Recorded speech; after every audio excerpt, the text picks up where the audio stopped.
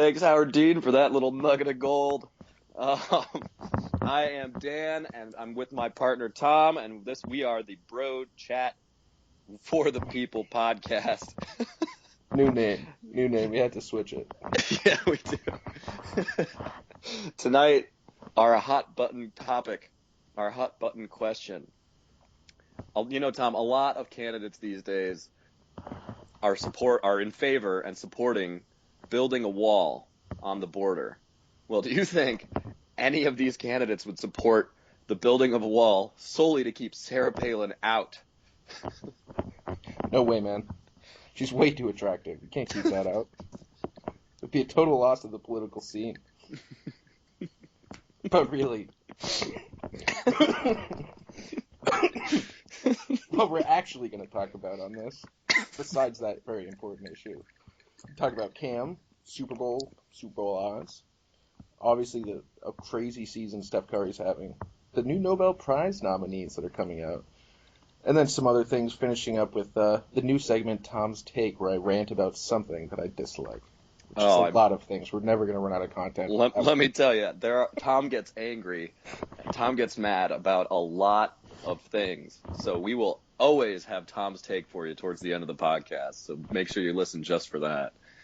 It's gonna be wonderful. But that wall, I mean, do you think we build it around Alaska, or do we build it at the northern border and just kick all of Alaska out? I actually think Alaska's got a lot to offer the country. So, like what? Well, there's a lot of oil, there's a lot of natural beauty, there's state parks, there's a lot that Alaska has to offer. There's the view from Russia, which obviously we need. I would suggest just building the wall around Sarah Palin's house. just to keep her there. Oh gosh. But seriously, guys. All right. So moving on. Super Bowl. Super Bowl 50. It's pretty crazy. The Super Bowl's so close. Bowl season flew by. 50. It's already Thursday, man. This is happening on Sunday. Goodness gracious. The season did fly by. After Sunday, it's just going to be a long wait till football starts again. Yeah, you always have those 4 preseason games where it's just like a teaser and it's just terrible football. I know. It's terrible football, but you still watch it anyway because you're just so psyched that football's back. You're like, oh, of course I'll watch San Francisco play the Jaguars in the first preseason game of the season. It's football, damn it. Oh, gosh. Okay, so Carolina's 5.5-point favorites. You think that's fair odds? 5.5-point favorites. I like that. I think Carolina is actually going to win by a full touchdown here, maybe more. All right. That might be a somewhat unpopular opinion, but I just don't think that the Broncos can score max more than 17 points. But right now I have my prediction at Carolina 24, Denver 13. Okay. Well, here's the thing that I'm worried about. Yeah. Which I don't know why I'm worried about it. It hasn't really showed it, but Cam Newton is the biggest X factor for me. Of course. I mean, in theory, the Broncos defense is great at pass rushing. Mm-hmm. And they have a great pass defense. But I mean, the Carolina is built to beat a team like that. You got Cam Newton, who's both hard to sack, hard to tackle, can run, and he's also got a great running game. So you can just run at those pass rushers. Like Von Miller's not going to be able to run around the left tackle every single time. So you just line up, run straight at him. But I mean, if Cam Newton, I don't know if he seems big time. I mean, he won a national championship in college. But is he just going to have a shit the bed kind of day? Yeah, that's the biggest worry for me going into this. That's a big question. He should be pretty much hands down. I think the feel that we're getting is that he's going to be the MVP of the league this year. Well, yeah, of course he is. But though on the other hand, I mean, even if Cam chokes, I mean, Peyton Manning has the history of choking. So I mean, maybe it'll even out. Look at this is Peyton's 4th Super Bowl. Look at his Super Bowls. Okay, he beat the shittiest Bears team of all time to make a Super Bowl. Sexy Rexy, old Rex Grossman. And the Bears scored 10 points, I believe it was. And seven of on those, the opening kickoff seven return? were from Devin Hester on the opening kickoff. And it's not like the Colts defense was anything special that year. So I guess the other two, he played the Saints in the Super Bowl, lost 31-17. And then with the Broncos, he played the Seahawks, and we all know what kind of a shit show blowout that was. So, and we also know that Peyton's postseason record right now is what? 13-13? I mean, he's got a history of choking. We know that. He's got a history of choking. And especially these days when he can't throw the ball anymore. So it's really the big battle here is obviously Cam Newton versus the Denver Broncos defense. And can Peyton Manning make that one or those two plays to put his team over the top? And I just struggle. I just can't see it happening. I don't know. Okay. I don't know how the Panthers offense does, but I think Cam Newton at least pulls out a close one. Okay. A lot's been made of the Denver defense, number one defense in the league, etc., etc. Beat up on Tom Brady last week. I got some numbers here for you. Yeah. Let me just throw these at you. Spit them at me, bro. I'm ready. This is the comparison. Okay. For the passing defense, they both have exactly the same completion percentage against them at 60%. Okay. Yards per game, 30-yard difference. Pretty negligible. Mm-hmm. Letting up touchdowns. Throughout the 16-game season, Denver let up 2 less touchdowns. Okay. Throughout the 16-game season. Interceptions. Carolina had 10 more interceptions. They had 24 interceptions to the 14. Turnover battle's huge. We all know the turnover battle's huge. First down percentage is only 2 points difference. And it's only a 8 sack difference between the two. Broncos have 52, Panthers have 44. I mean, when you look at those stats, I mean, it's one thing if it was spanned over like 1,000 games, but one game, I see that looks like a better pass defense for the Panthers to me. I mean, like Denver has the edge slightly in touchdowns and yards per game, but everything else, I don't know. It just seems it seems negligible. Yeah. Rushing defense. Also, Panthers have 9 forced fumbles to the Broncos 4. That's huge. I mean, especially when you know that in a Gary Kubiak offense, he wants to run the ball a lot, and especially with Peyton Manning not being Peyton Manning anymore. That's a 15-point differential over the season. That's essentially a turnover per game difference. That's huge. That's absolutely huge. But I think another point that you might have to think about is strength of schedule, which I believe the Broncos had a tougher schedule this season. The Panthers did have to face that. I mean, the Panthers had some tough games this year, man. They played the Cardinals. They played the Seahawks. They played Cardinals, who did have Packers. They played all the good teams in the NFC, man. Yeah. I mean, and the Broncos, besides the Patriots, maybe the Chiefs, and maybe Pittsburgh, like those are the good teams from the AFC. So I mean, looking at these two defenses, it's just there's no real difference here. Everyone's like, oh, it's the number one pass defense.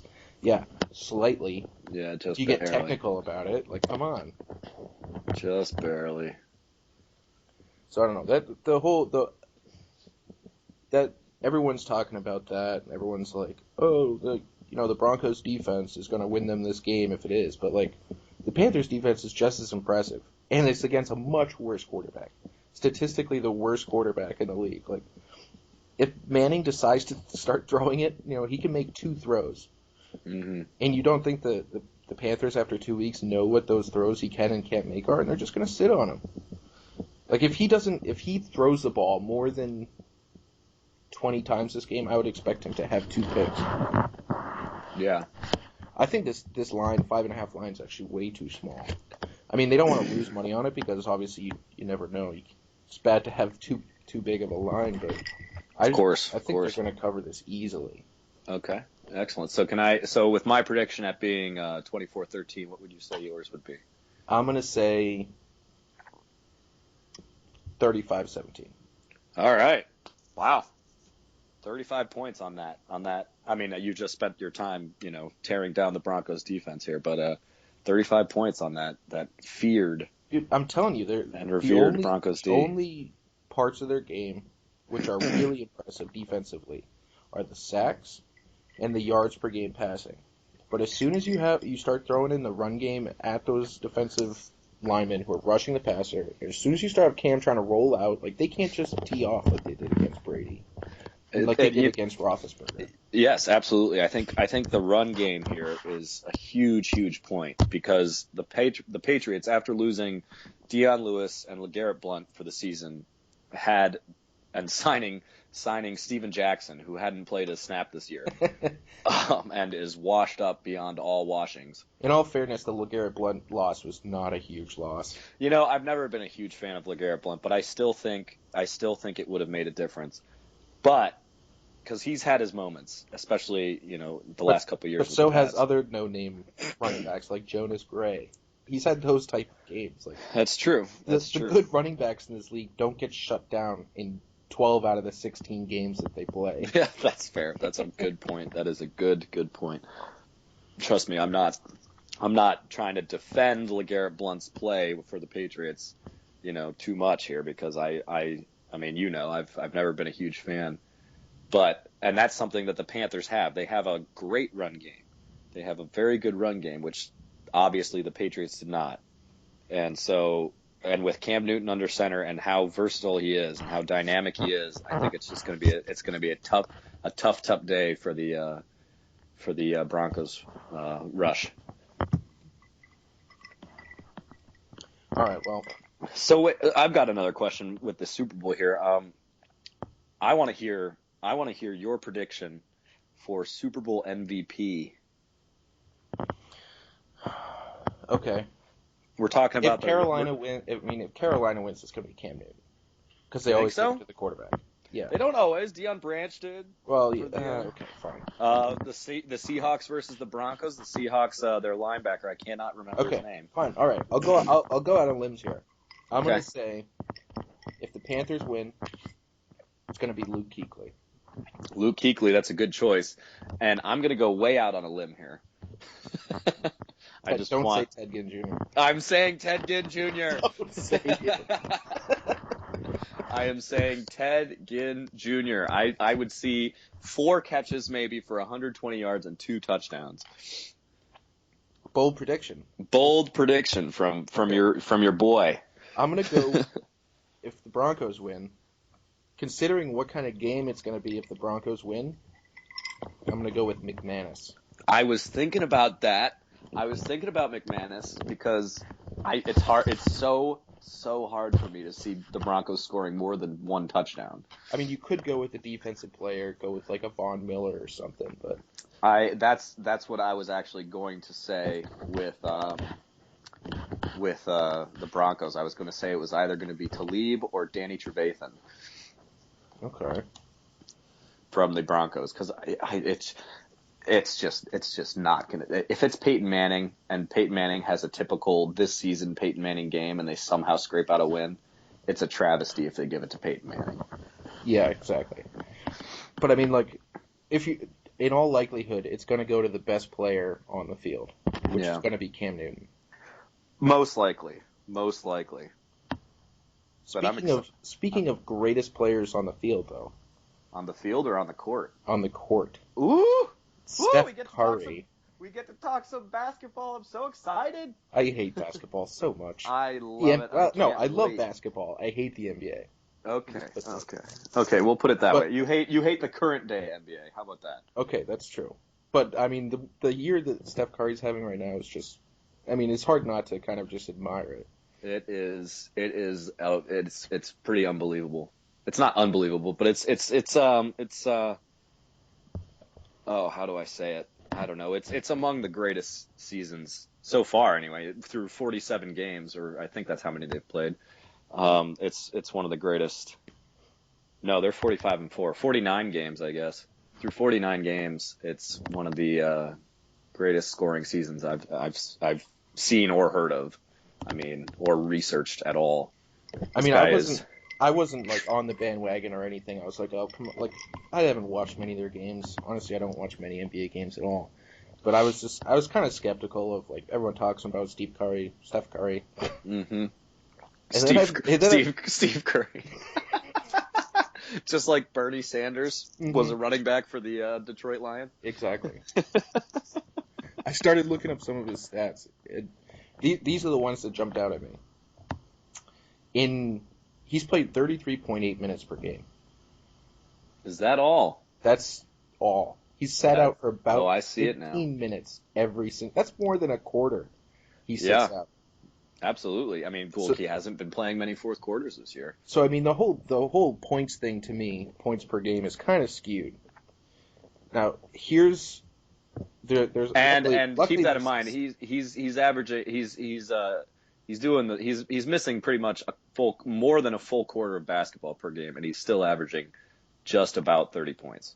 Exactly. But here's the ESPN actually has these nice stat lines where it's points per 48 minutes. You know, I hesitate to say, oh, ESPN there. That's good because you know they have their moments. You and I, you know, Tom, you know how we feel about ESPN. Yeah, but I mean, stats are one thing.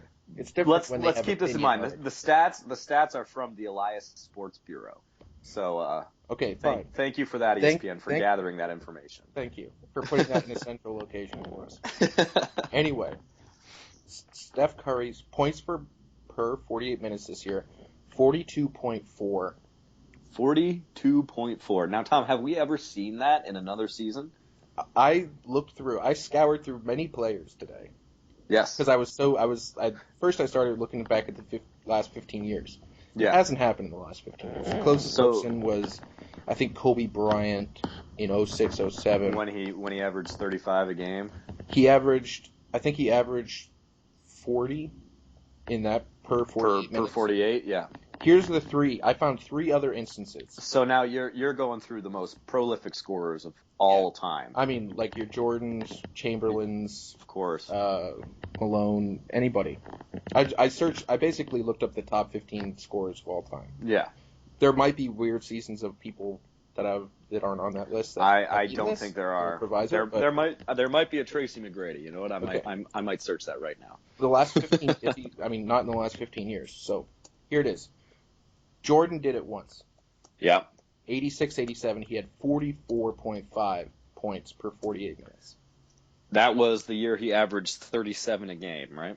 I believe it was his third or fourth year. His third season, yeah. Yep.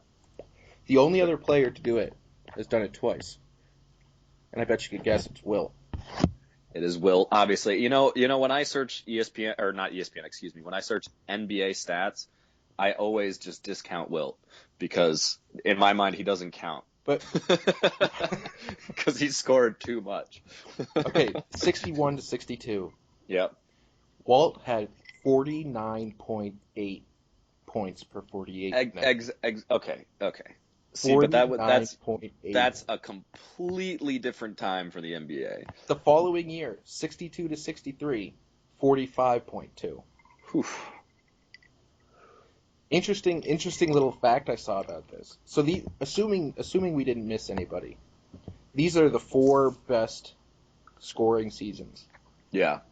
Per 48 minutes. 3 of these seasons were done by Warriors players. Wow. Well, in 61, 62, it was the Philadelphia Warriors, I believe.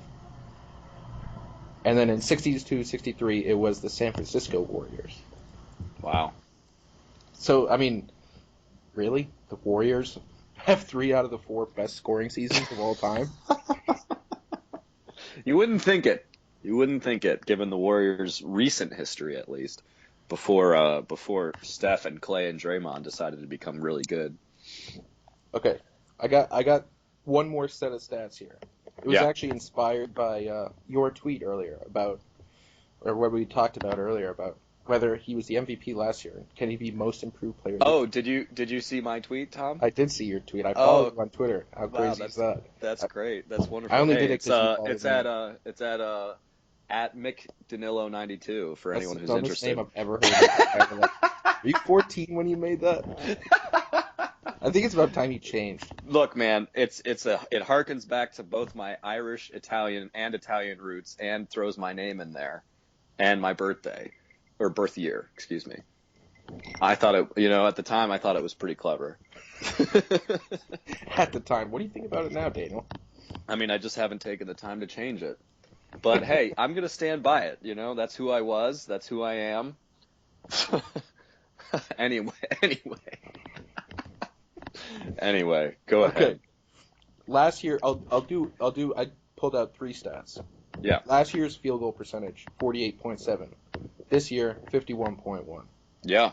Last year's 3-point percentage, 44.3. This year, 45.8. And then I think it's worth to mention too that Steph Curry has never had a season shooting the ball from 3 worse than 42.4%. that is worth saying. That is but not worth saying. relevant. Not relevant. Well, I mean, it's kind of relevant to his scoring, but anyway, go ahead. His free throw percentage is essentially the same. It's off by 0.3%. Yeah. At 91.1 and 91.4. Yeah. Also, he's on pace for more rebounds, steals, blocks, and less turnovers this year than last year. I see that. How crazy is that?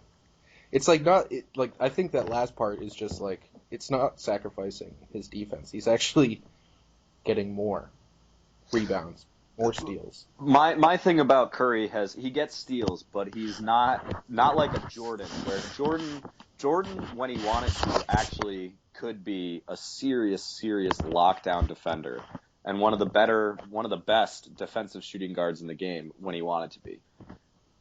But Curry is not that guy. Curry gets a lot of steals, and I appreciate that on the defensive end, but he's not going to lock down anybody. I mean, did Jordan really play like a shooting guard does now, though? It's kind of a different position.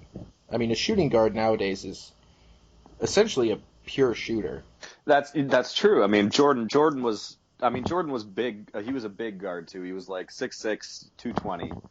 And it's almost like a small forward nowadays. Almost like a small forward nowadays. The big players nowadays. The big players nowadays are even bigger. The small forwards, you got like LeBron and Paul George and Durant and stuff. But they're quicker. That's the thing. They're more athletic. But everyone's more athletic these days, supposedly. That's what I'm told anyway by sports science. Yeah.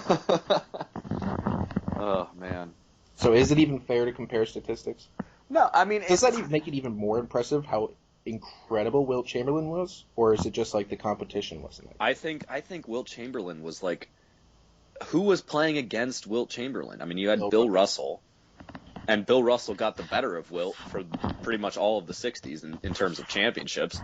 But other than, I mean, Wilt Chamberlain, like who was guarding Wilt Chamberlain? I don't know. On like a regular season. 6'2", some 6'2" fat kid. Some 6'2" fat kid who went to like University of Albany and was like, "Hey, I made the NBA. I'm getting paid $3,000 a year.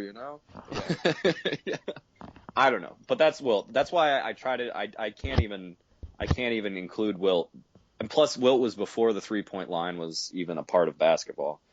And my biggest observation from the stats that I was looking at today was the season that Jordan had. If we're comparing scoring seasons, best scoring seasons. So we're talking about Steph having one of the best right now, and just one of the best seasons we think anyway. It's almost transcendent. Yeah, okay, fine.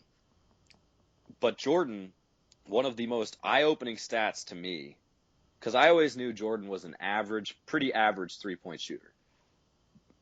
But in the season that he scored, his third season, he scored 37 points per game. And his 3-point percentage was 18.2%. And he made 12 threes. He was 12 out of 66. 12 threes that entire season. And he still averaged 37 points per game. That was the most eye-popping thing that I saw from all of this. and just how good, without a 3-point shot, how good Jordan was at scoring. I mean, how do you even drive to That the same year, basket? that same year he averaged 3 steals a game too. Okay, so he's got six easy layups a game, 6 points. Okay, what happened to the other 31? He shot Probably like 10 free throws a game. He had 10 free throws a game, 10.2. You're right on, and he was 13.4 of 27.8 per game. He took 27.8, so basically 28 shots a game, and shot just over 48%. Okay. Without That's the pretty three, crazy. without the three, I mean, and obviously it's hard to, it's so hard to compare the two because first they play different positions, and second they have completely different styles. Yeah. I feel like I'm at such a disadvantage compared to those people who actually got to watch it. So obviously I wasn't even alive at this point. I know. Well, this was 86, 87. So I mean, like, neither of us were alive. but I mean, I wonder what he hadn't won any championships by then. Nope. I wonder what how his team felt about that, taking 27 shots a game. I mean, but at the same time, you got to think he's shooting 48%, so it's great. He's very efficient, so it's not like he's wasting these shots. Okay, true, but still, I mean, this guy's third year in the league, and he's suddenly taking all the shots. And you know what's even better? It's his third year, but it's only his second full season. Because his first year, he was 82. He started all 82 games. He averaged 28 points, which, by the way, different topic, but that's got to be the best rookie season of all time. You're a rookie, your first year in the NBA, and you're averaging 28.2 points per game while shooting over 51%. So that's pretty incredible in itself. And then 85-86, he was hurt, and he only played 18 games. Sidebar question relating to Steph Curry. Mm-hmm. Is Klay Thompson black? Is Klay Thompson black? I think his father is. I've never seen his mother. I'm not positive, but I don't know what to say about that. I think that's something that's an interesting question, but I don't know how it's relevant at all.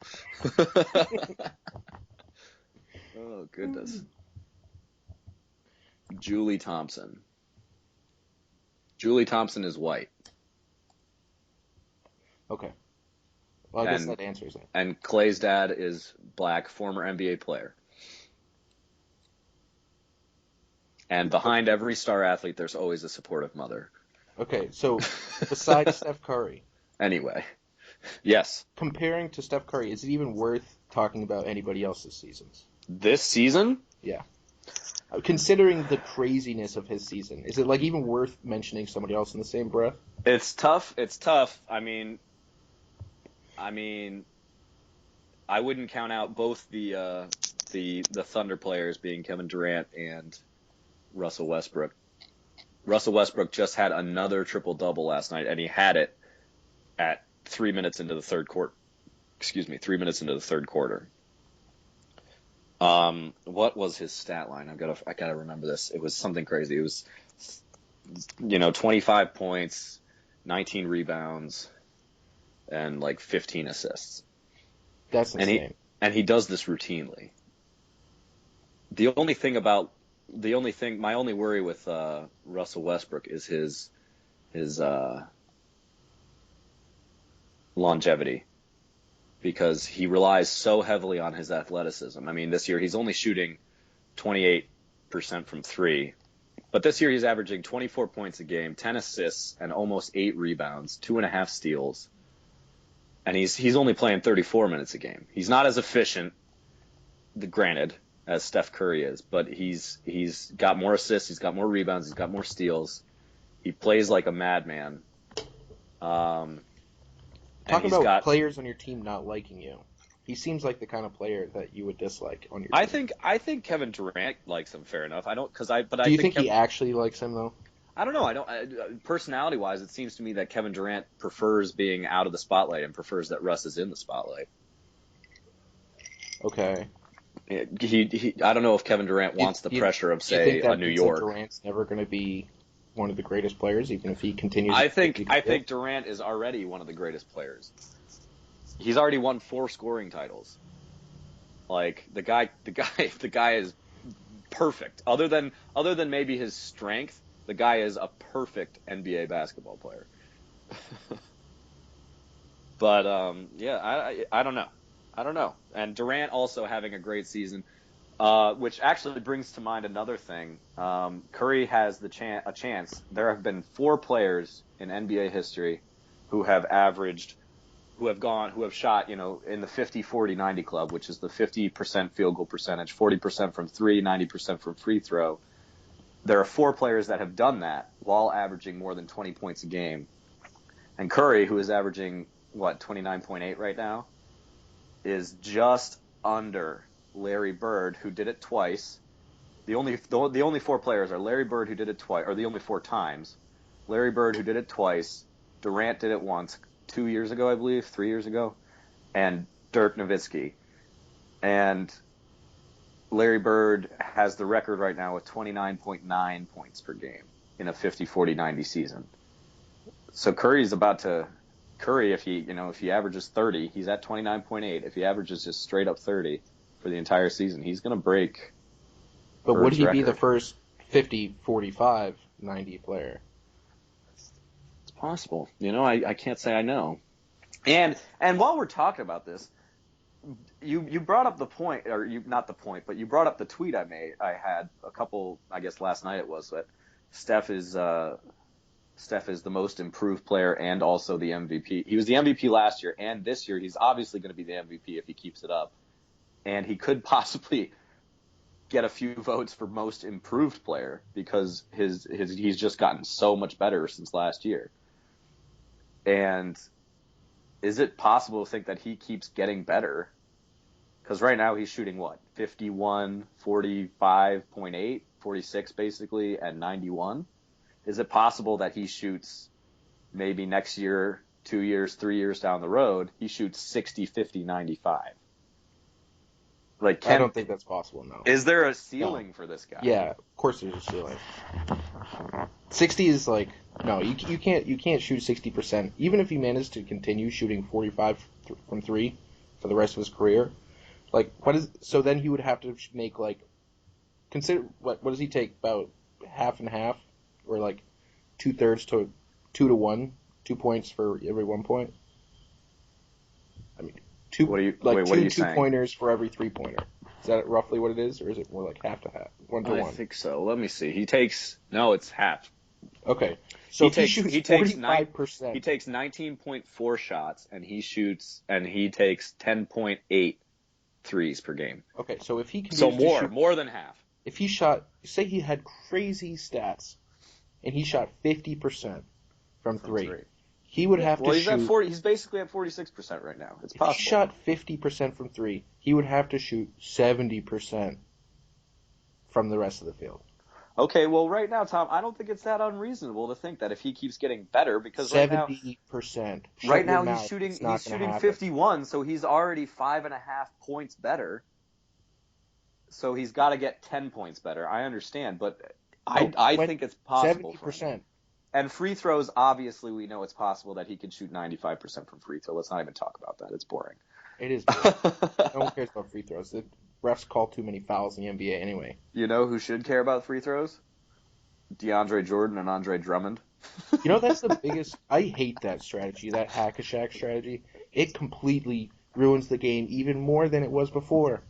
You know what, Tom? I have a feeling we're on opposite sides here, but I actually like that strategy a lot because while it's written into the rules, I think coaches should, and I clap and I say good on you for taking advantage of the rule. What happened to intentional fouls?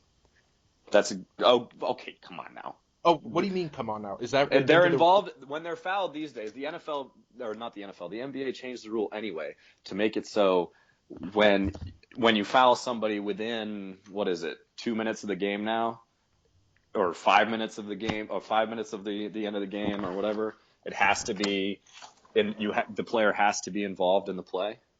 So I mean, it's not like you can just foul them willy-nilly. They have to be involved in the play. They have to be setting a screen. They have to be going up for a rebound, something like that. That doesn't even happen nowadays. Okay, the last 5 minutes of the game. It should be the entire game. It's like I don't know, man. it's just bad for Why? the product. It's so bad for the product. What is the NBA I, thinking? I would I would just respond. I would respond. Make your free throws. You're a professional basketball player, and you can't make your free throws at least 60% of the time. If you make your free throws 60% of the time, nobody's going to employ that strategy. Regardless, that doesn't have anything to do with Are it. you sure it's regardless or is it It's irregardless? your face is irregardless. Okay. Now you're just name calling. Look, the product, like how watchable is that game? It doesn't matter to me. It's good basketball strategy. You're taking advantage of the rule. What do you mean it doesn't matter? Do you watch that game Yes, I do, where they foul actually. Shaq every single time? You just I watch do. Shaq I do it shoot right free now. throws. Obviously, Shaq's not It in the league. happened a Like, you couple know what I'm nights talking ago. I was watching the Clippers game and they were doing Hack a DeAndre, and which doesn't have quite the about. It same doesn't ring have as the Hack a ring. Shaq, Nearly. but they were doing Hack a DeAndre, and I said, good on them. Like this, they're taking advantage of the strategy. I And you appreciate that. sat there and watched the whole game. I actually did. You're a I'm psychopath. I hate okay. That you can win the argument by calling me a psychopath. Yeah, I great. can, because you're giving up right now. I'm That's not. what I'm you're not. doing. I still am full supporter of make your free throws. What is stopping DeAndre Jordan from making his 60% of his free throws? You and I made 60% of our free throws when we were 14. The guy's hands are as big as the ball, and he has no athletic skill. So maybe, what are you talking about? Athletic skill. DeAndre Jordan is a freak athlete. No. You mean hand-eye Being coordination? an athlete, being physically gifted and being an athlete are different. Okay. He has no athletic skill. He's really big, he's really strong, he can jump really high, and he can throw it through the basket from 2 inches away really hard. And he I can don't know. block. He does some of those Dwight Howard Superman dunks sometimes. He throws it in from like 5 That's feet what away. I'm talking about. That is just pure physical talent and work that he's put into that. Shooting it, even if no one's in your face, shooting it from, 15, 20 feet away is a skill that he just doesn't have, and he will never have. I can't get behind that. I can't. Okay, For so some reason, so I think, so what? You're a professional athlete. You're paid millions upon millions. DeAndre just signed a contract for 5 years, $85 million or whatever it was. He's getting paid so much money to make his free throws because he can't play in the end of games anymore. They have to. He's one of their best players. He's part of their big three, and he can't play at the end of games. They have to take him out, which is a huge defensive and rebounding presence, and they have to take him out because he can't make his free throws. Why can't he stand at the line, maybe even try the old grandma shot and do it under, whatever, do you want him to softball lose style? all respect for himself? It's not about, who cares? It's about Okay, winning look, games. do you think he doesn't practice it all the time? Knowing this is a strategy, do you think he does not practice? This is his job. I have no He clue. spends hours and hours and hours practicing, working Are you out. sure? Because it seems He like must. he does hours and hours of just practicing the pick and roll with Chris Paul, which is No. great because they He perfected must it. practice it. So therefore, he is severely incapable of doing it. So, you either have one of two things happen here. Why is that? Why is that? Tim Duncan, what, you saying Tim Duncan has smaller hands than DeAndre Jordan? Tim Duncan is more athletically skilled. So why can't DeAndre Jordan become that way? Because he doesn't have the talent for it. Look, have you ever watched, I'm not going to say it, some of our friends play basketball? Doesn't matter how much they practice. Poor Teddy Pence will never be able to shoot. Teddy Pence, he's streaky. I'll give you that. He's streaky. I don't know. I'm just kidding, Teddy. You're an athlete. Teddy, you're such a great athlete. You're one of the greatest tennis players I've ever met. I haven't met many tennis players. I haven't met many tennis players at all. I'm kidding. This is all in jest. But the point is, okay, so what? So look, the way I see it, there's two options. Okay, they must practice their free throws. It's really hard for them. DeMarcus Cousins. Okay. DeMarcus Cousins let me say my point. DeMarcus Cousins is a bigger human being than DeAndre Jordan. It doesn't is. always have to do with being big. You just said you also said it's about athletic skill, but I can't buy that. I can't buy that at all. Somebody as talented as DeAndre Jordan can't make 60%. He's making 40% right now. Why can't he make 60? Look, if he can make a free throw, why can't he do that almost every single time? Okay. Just take my assuming he does practice a lot Okay. to improve his free throws. I Because you think bet it's. if you're his I think coach, it's. okay, let me just talk here. I don't for a know. It's second. Doc Rivers. I don't know what Doc Let me Rivers just talk here does for a with second. his coaching. Well, I mean, he wouldn't be sitting there doing his free throws. It would be some trainer or some assistant coach or whatever. Maybe that's the like, problem. Maybe Doc Rivers is just such a hands-off coach. Okay. Assuming he makes his free throws, assuming he practices a lot and he just is incapable of making more than 50%, no matter how much he practices, then you have the bigger issue of the product of the NBA and those games. You have one of two options. Either you just can't have those players on your team because because they're too much of a liability. Because if you've noticed that the NFL has gone smaller here, and the NFL doesn't employ the use of big men nearly as much as they did, say, even 10 years ago. The NBA, you mean? That's what I meant. Yes, the NBA.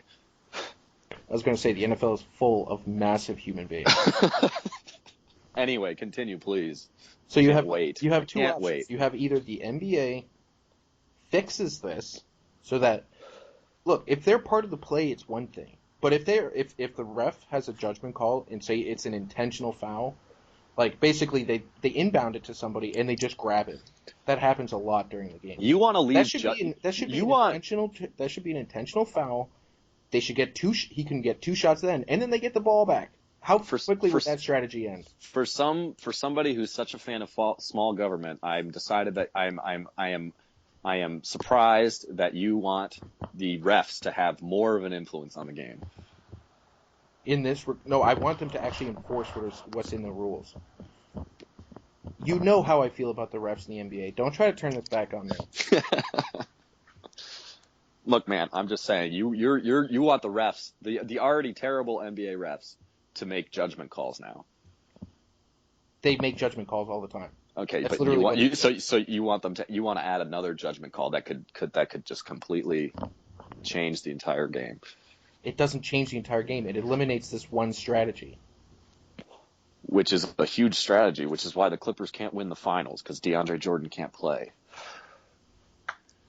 Can you imagine if that's what 4 games in the finals were? Make your free throws. How many people would watch those finals if it was 4 games straight of them just hacking DeAndre?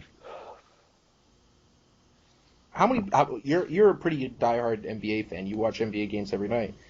That's true. For the casual viewer who would tune in for the playoffs, maybe a couple games in the regular season, do you think they would sit there if they're not a fan of either team and watch DeAndre shoot free throws for 2 hours? Probably not, but I'm not part of the group that's all about let's make it watchable. I appreciate the strategy and the skill that's involved. That's all the NBA cares about. Look at they don't call fouls. They don't there's no defense left in the league. They just want more points scored because they want more money and they want more viewers. So this is also helping that. So then why haven't they changed it yet? Because what's his name? Stern is a garbage man. Stern's not the commissioner anymore. It's Adam Silver. Oh yeah, right. Adam Silver is the garbage man. I don't know, man. Why wouldn't they have changed it? This has been going on since Shaq, obviously. They haven't changed it in the past 25 years. It was not nearly as dramatic as Shaq. But the NBA still every year gets more and more viewers. I don't think it's affecting the viewership that much, if at all. All right. I don't agree. We can table this. We can table this. I think we need a little bit more Howard Dean. Okay. we can talk about this later. Because clearly we opened up a can of worms here.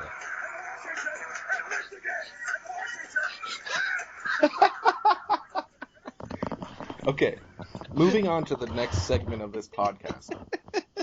A far less serious. Why can't elections be like that anymore? Political races that don't. There's nothing like this. Well, I guess we do have Trump. You know, part of me says, I hate Donald Trump and I hate what he stands for and I hate what he's doing. But part of me says, thank God that he's in this race, so it's just that much more entertaining. Okay. Speaking of Donald Trump. Uh-huh. I got a little news for you. Yeah. CNN reported a couple of the Nobel Prize nominees Oh yeah, that's right. Here's a list of them. Just listen to the first four, and then the last two. Okay. A Greek island groups welcoming Syrian refugees, an escaped ISIS sex slave turned women's rights activist, the negotiators who ended 5 decades of civil war in Colombia, Edward Snowden, and Donald Trump. Those are the people nominated for the Nobel Prize. Donald Trump. Now, why is Donald Trump nominated? I believe it's because of his piece through, forceful talk. It was. That's exactly what they gave as a example. It was that he is talking. His idealism is tough on ISIS. It's tough on Iran's nuclear program, and it's tough on I don't know all the violence in the Middle East. Oh my word! And he got nominated for. It's not even what he's done. It's his idealism. Yeah. How many people in the United States want to be hard on ISIS, want to stop Iran from getting nuclear weapons, and want to end the violence in the Middle East? Yeah, and Donald Trump's the guy who gets nominated. Yeah, I mean Edward Snowden is a whole other thing. I'm sure other countries besides America love the idea that Edward Snowden's embarrassing the U.S. government, but really, the U.S. government's such a massive player in the world, just pop culture. I don't know what the word for it is, and I don't understand how that can happen. It's just those stupid people from Sweden or wherever this is, Oslo. Yeah, Oslo. It's good stuff. The Peace Research Institute Oslo, the PRIO. Two other people. Okay, this is a little unfair to Trump, but two other people that were nominated for the prize in the past. Yeah. Hitler. Oh my word. And Putin, both nominated. When was Putin nominated? I don't know. I don't know. Probably a couple years ago with the whole Syria thing. Yeah, maybe. Oh man. And let's not forget the other past two winners from the United States being Barack Obama and the great Al Gore. Oh yeah, he's so great. Global warming, man. I thank you, Al Gore, for an inconvenient truth. Guys, relax.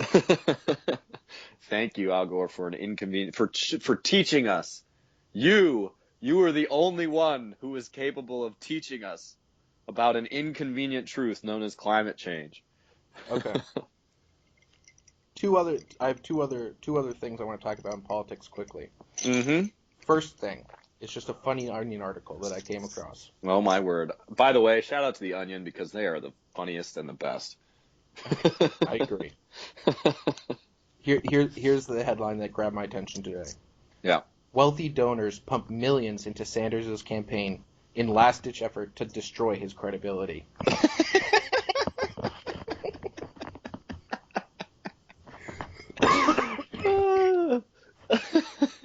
What's the other one?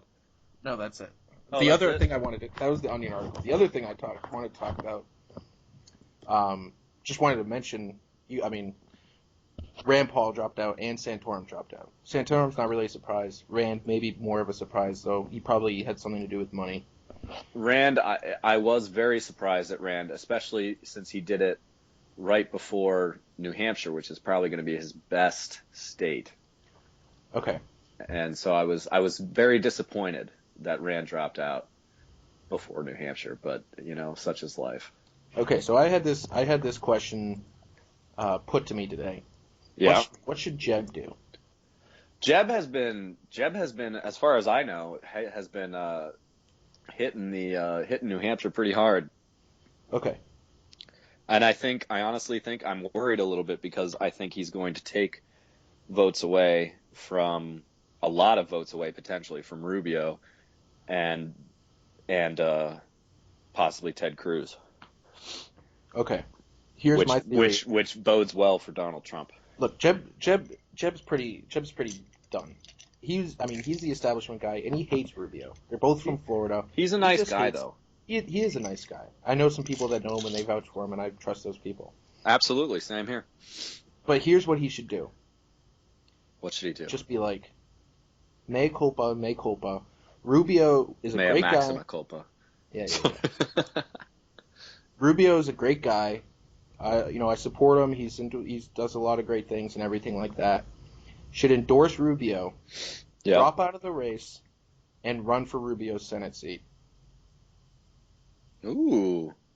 Because, I mean, everyone in Florida is going to be like, well, I mean, Well, thanks, Rubio's, Marco. yeah, I mean, he's, wherever he's gone or whatever, and they feel bad for Jeb because, he was the governor of Florida for a long time. And he did a pretty good job down in He Florida, did do too. a good job, except for Common Core, which is a big Which, disaster. that was a disaster. But Concord. irregardless, whatever, Got you he should saying run it. for the Senate. How great of an idea is that?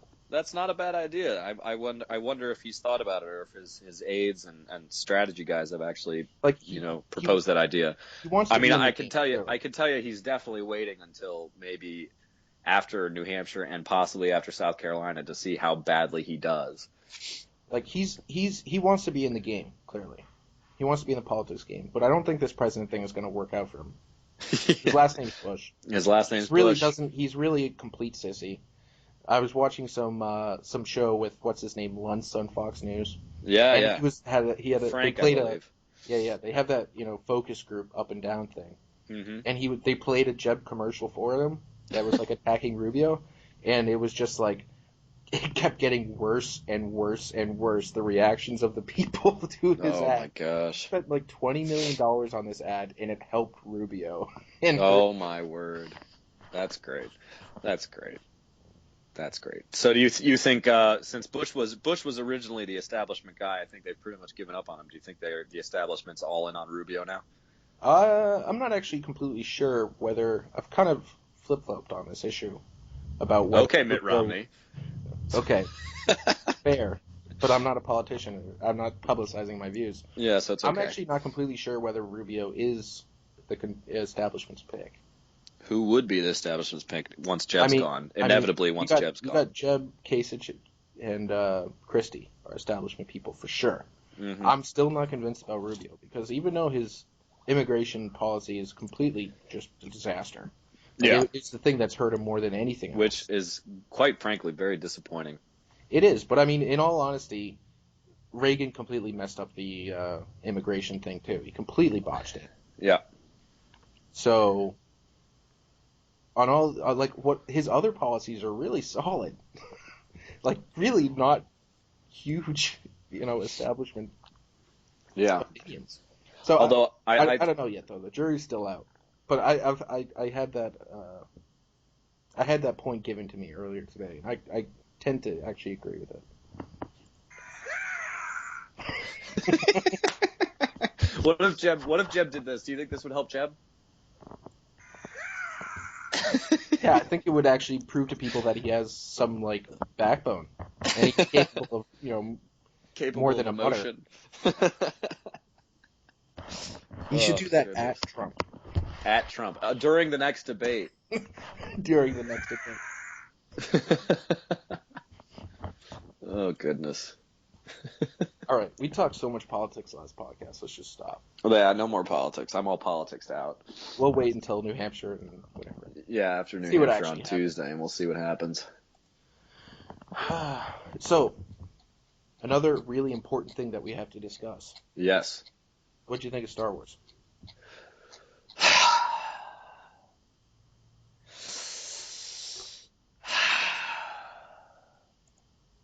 Star Wars.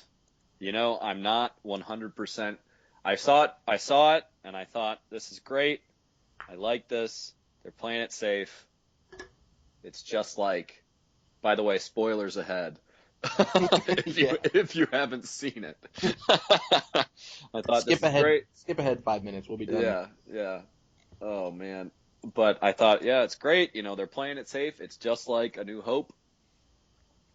You thought it was too much like A New Hope. And I thought it was too much like A New Hope, and they didn't try anything new, and they played it too safe. I don't know if they didn't try anything. It just didn't seem like there was any originality in this, except for new characters.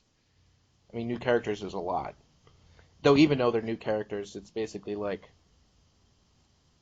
they're just the old characters. Yeah. The abandoned orphan on the desert planet, finds his way into the Force and everything. / her. Okay, one of my favorite parts. I didn't say him, did I? Whatever. Yeah, you said him. One of my favorite parts because you were thinking about A New Hope because it's the same movie. Yeah. Okay. one of my favorite parts of this movie was when they took, the Death Star, another New Hope reference. Yeah, by the way, the Death Star, but bigger. But bigger. And what he did, J.J. Abrams did, is he literally and figuratively just blew up the first 3 prequels. He just took the giant thing, and he was like, oh, look, it's the Republic that the entire, first 3 movies all set up, and everything's going, and there's this planet, and then it was just like, boom! He shot a giant laser at you and killed all of you. I thought that was absolutely fantastic. Okay. Because, the 3 prequels were a disaster. The 3 prequels were a disaster, but at least George Lucas had some courage, and at least he tried to do something new. He tried to create something different. He didn't just try to remake the ones he first made, just like J.J. Abrams did. Having courage doesn't mean anything if you create a terrible product. I don't know if that's necessarily true. The only 2 things that I like about the prequels were Obi-Wan's character. Obi-Wan I thought was awesome. He did it awesome. He was the only redeemable actor/character in the entire thing. Yeah. And it had really cool fight scenes. Yeah. That's true. Those were the only 2 things in those movies that I enjoyed. This new one was basically you just met up with a friend you haven't seen in 10, 15 years. And you just hit it off and just like telling old stories, telling new stories, and you just like hit it off immediately, just picked up where you left off. And it just gives me that like really happy feeling inside. Like my heart's smiling when I just think about Star Wars. Your heart is smiling when you think about Star Wars? Yes.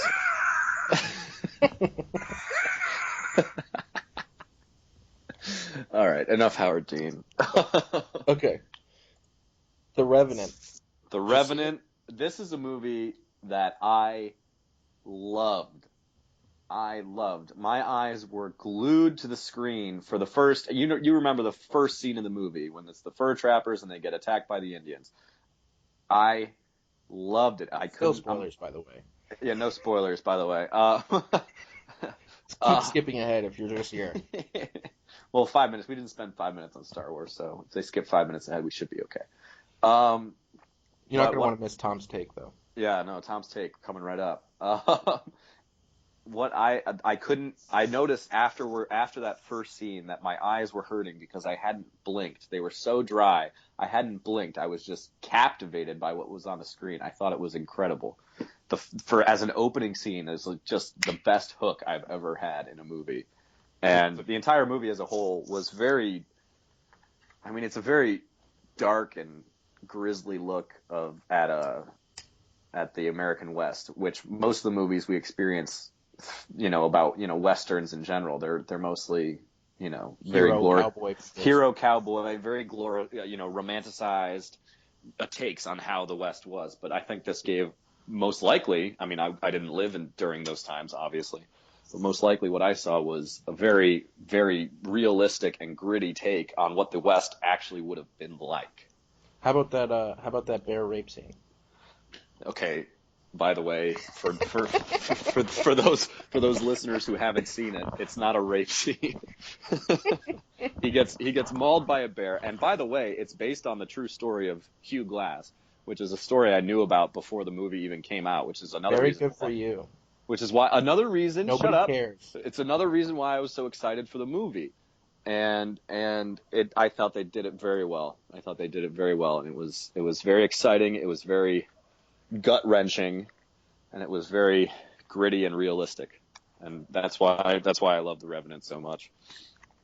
But it's not one of those movies you want to see more than twice. Yeah, I can see that. It's not like Star Wars, where you can watch it over and over, or Lord of the Rings. True. But yeah, how'd you feel about The Revenant? I thought it was pretty awesome, actually. Mm-hmm. Tom Hardy, I thought, did an awesome job. Tom Hardy, such a good actor. DiCaprio did an awesome job. Do you think DiCaprio wins the Oscar finally? No.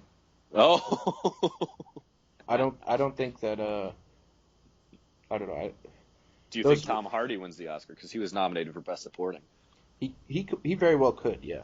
Yeah, But I don't know. There just you're wasn't. right. Tom Hardy was fantastic. There wasn't. I don't think like. I thought it was great acting, but I don't know if the people will appreciate it. There wasn't a lot of like dialogue, which No, is there like wasn't. good for. It's like shows how good his acting is, but at the same time, it's like also a piece missing from the dialogue. It's a piece of the acting missing. Like really, I don't know. Yeah. There's. I just don't think that he'll get it just because of that. Even though I think he deserves it. Okay. Fair enough. Fair enough. That's actually a good point. I think, especially with all the hype around Bryan Cranston ever since Breaking Bad, I think he's got a very good shot for Trumbo. But anyway, that's besides the point. All right, Tom, are we ready for your take? I think I'm ready. We'll see All how it right. goes. This is the first one. All right. Something Drum roll. I'm pretty impassioned about.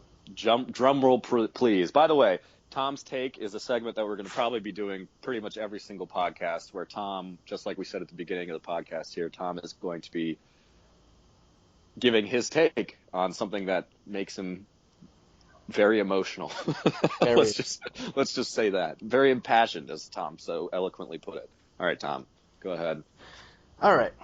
So we're all aware how popular the NFL is. They're bringing in more money than they've ever brought in before. However, they are led by the worst dictator in the history of sports. Oh, good. I thought you were going to say in history. No, not quite that dramatic. But by the end of this, I might be feeling that way as I just relive these moments. Roger Goodell. Okay, it started off pretty mute. Fioro Goodell. He had some things. He's a big penalty guy. He's a big conduct guy. That was his MO coming into it or whatever. Just in his earlier years, before we get into the real meat of the product. Celebration penalties he took out. Like, how many penalties have been thrown for things that you can't do? You can't touch the goalpost. You can't use the ball as a prop. You can't celebrate with anyone. Like, what kind of nonsense is that? These guys are entertaining. They're making you a shit ton of money. They're just trying to celebrate in the end zone, and you can't even do anything anymore. It's ridiculous. That's one point. Okay, here was a major disaster. The substitute referees that he hired. Getting to the bigger point. Oh my. What is he thinking with these referees? Like, it was so bad. Everyone remembers that, just cringes whenever they hear the remembering the Seahawks Packers game. And it's just like, really? It took them, 4 weeks to get that figured out and pay the people? Like, Yep. I understand there's some negotiations in play, but that was like, for me, that was one of his worst decisions. That, however, pales in comparison to these 5 incidents that he handled worse than anyone else. I'll just list them off first, and then I'll give it to you. Ray Rice, Adrian Peterson, Greg Hardy, Bountygate, Tom Brady. Okay, first, Ray Rice. He slugged his girlfriend, now wife, in the elevator. He knocked her out. This is before videos, before he, quote-unquote, didn't see that video before the media came out. He gave him a 2-game suspension. Do you think domestic abuse hadn't been going on previously during his term? Like, this was just something that came to the public, and he completely botched it. He gave him a 2-game suspension. Like, how obnoxious is that? Like, okay, and then once the video came out, like, he had them into his office. He tried to figure out what was going on. He supposed to have this interview, an in-depth interview with them, and couldn't. And it gave him a 2-game suspension. Take that in comparison with Adrian Peterson. Adrian Peterson, he was an idiot, and he took a twitch to his son, and did some pretty terrible, terrible thing. But in comparison to Ray Rice, who slugged his girlfriend and got a 2-game suspension, Adrian Peterson was out for the entire year. He was essentially suspended indefinitely at the time without pay, and he had the entire year off. Like, what kind of, like, this was either in the same year or in the off season. I think it was like the Ray Rice is in the off season and Adrian Peterson in the year. Like, this is how you deal with it. And then moving also in a similar way, Bountygate. He suspended Sean Payton for an entire year for really sketchy evidence that he was at all involved. You essentially destroyed a team for an entire year, and pretty much destroyed it since then. They really haven't been good since then. This was the year after their Super Bowl year, right? This was the year after the Super Bowl year. They suspended him for an entire year for suspect evidence. And also suspending someone with suspect evidence, Tom Brady. He got a 4-game suspension for, more likely than not that he may not have known something about footballs being deflated. You gave him a 4-game suspension, 2 games longer than you originally gave Ray Rice for something that you supposedly hadn't dealt with before, like domestic abuse, like literally knocking out your girlfriend. And then you give Tom Brady 4 games? Like, how ridiculous is that? This is the proportionality of those punishments is so off.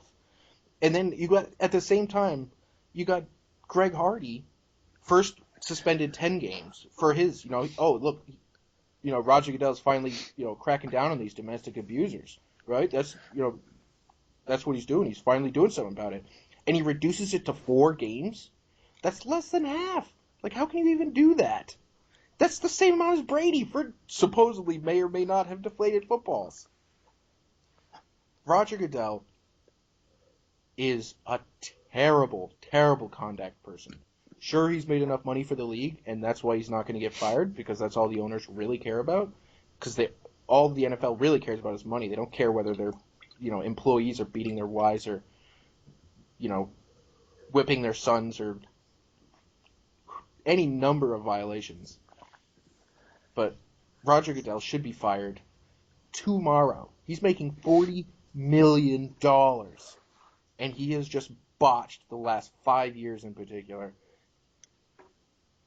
And I hate him. And that's all I got. And I hate him. Give me a Howard Dean. You got it, boss. That's how I feel about this.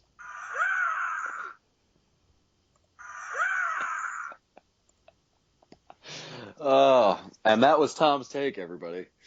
Tune in a couple days when Tom has another take on something else. Now I'm all fired up. Can't say I disagree with you on any of those points, especially first and foremost, the two that I thought were the worst, Ray Rice and Deflategate.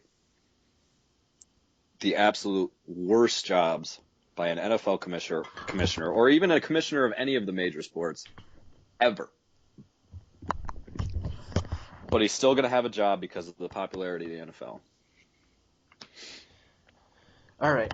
Well, I think it's time to wrap up the podcast. If you guys made it this far, please subscribe to the channel so you guys will know when the next one comes out. We won't have to keep posting on Facebook. I'm sure we'll make a Facebook group about it. You can follow that.